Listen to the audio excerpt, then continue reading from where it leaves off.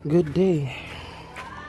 So it's been a while na hindi ako nakapag-video tungkol dito sa mga manok. Simula nung um, July kasi namamatay kasi yung mga kasama ng mga to na marami sana yun. Sayang kasi nagkaroon ng tawag doon. Parang kumbaga sa mga tao is COVID. Sa kanila naman, yung bigla lang silang namamatay din 3 days pag once na sila nang hina. So ngayon, after 4 months, kasi pumunta ako Maynila August, bumalik ako December 1. 4 months ako doon. Marami na rin sila. Marami na sila ulit. Ayan na sila. Marami na. So may mga naglilimlim din dito. Ayan. Tapos isa-isa. Oh, bababa na. Oh, di na ako. Kasi bumababa siya, iitlog yan eh. Dalawang naglilimlim dyan. Tapos ito may itlog. Oops. So, ayan sila oh.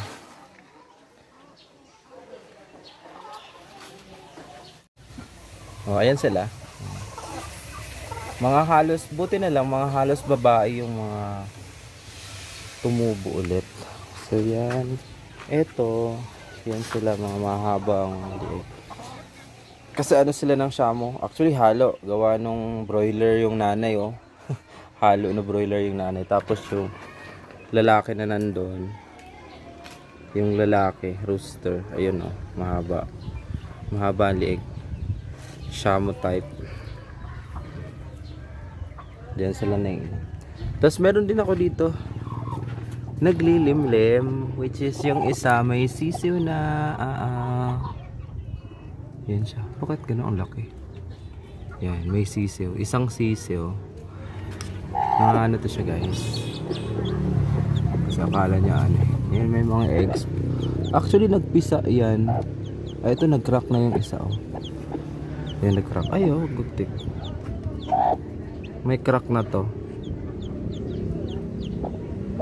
So ay wag dik, nangangagat siya.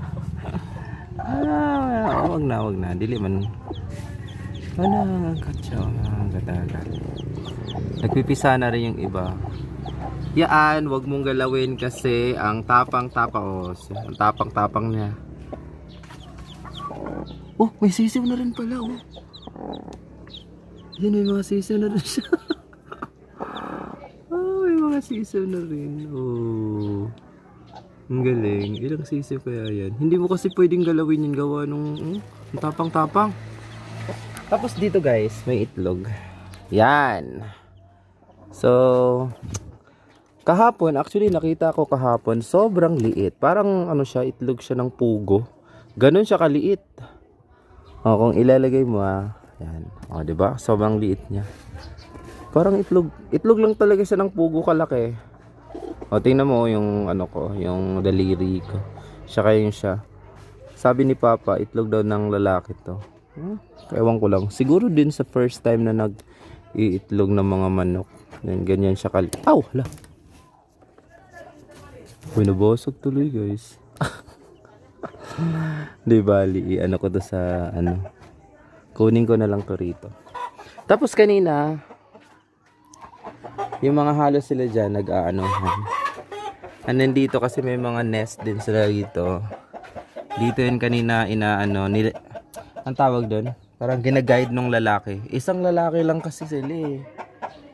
Maraming babae, tapos isang lalaki lang. So dito, binuksan ko yung dito na kulungan para, kasi may, dito eh, 3 nest. Dito yung kanina sila akyatan, pero, may nangitlog ditong isa. Yan. Yan siya, sana magtutuloy-tuloy na yun siya dyan.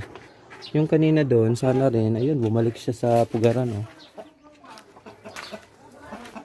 Yan oh. Yung nasa yung puti. Bumalik ulit siya. First time ulit mag-itlog niyan dyan.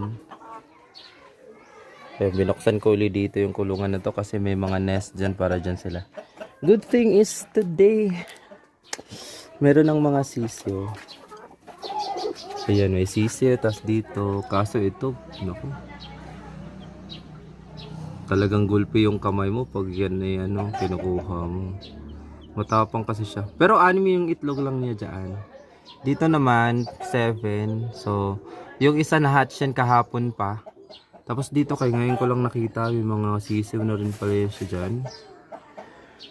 So, yun lang muna. Yan sila. Mga tagi-1 kilo na yun sila mahigit, oh. Actually, maraming bumibili dito guys ng manok live. Especially ngayon December. Ang kilo dito sa bentahan is 200. Kasi ano to eh, Bisaya. Although mga Shamo sila tayo, pero Bisaya na rin naman ang tingin nila dyan. Good thing lang kasi mga matatangkad yung manok na yan. So 4 months, 3 months, 4 months, okay na, mga 1 kilo na yun sila. Dito lang naman yan sila sa kulungan na to. So dyan, kahit papano may lilim naman sa kahoy dyan. Kahit papano hindi sila masyadong naiinitan. So dito lang yan sila paikot-ikot. So lalabas lang.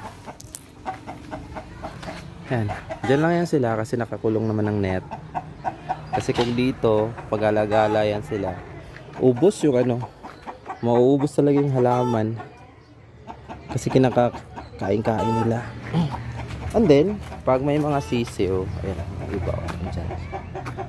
Yan, broiler. Bumili kasi sa ng broiler si Papa ng sisiw pa. 30 pesos isa. So yun, malaki na.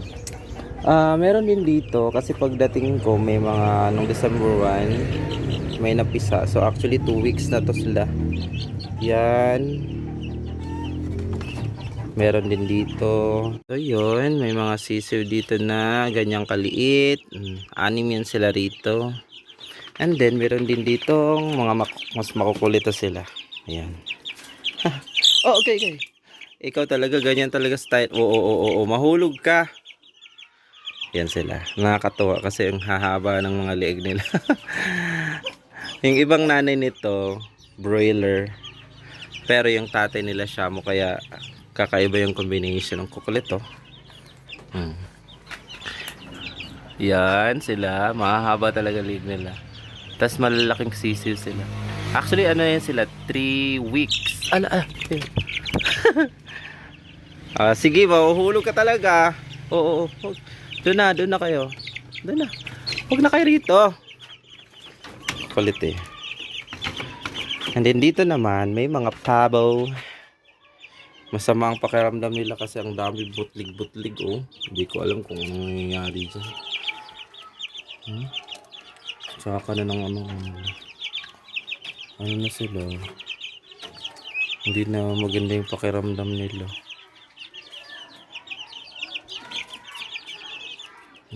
Hindi na maganda yung pakiramdam nila. Yan. And then, last week, yung mga yan, dito nakakulong. Tik. Diliwil. Tik. Yan sila. Nakakulong yun sila last week. Tapos, this week ko lang sila pinakawalan. Ayan, halik. Tik. Yan sila. Will. Tik. Ano yan sila, pito. Andito yung iba. Pasilip na rin sa aking kalamansi na nasa pot. Ang dami na niyang ayun, ang dami na niyang bulaklak. So yun lang muna ang update for today sa mga manok dito sa bahay. Andito lang sa paligid. So that's all for today's video. Bye bye.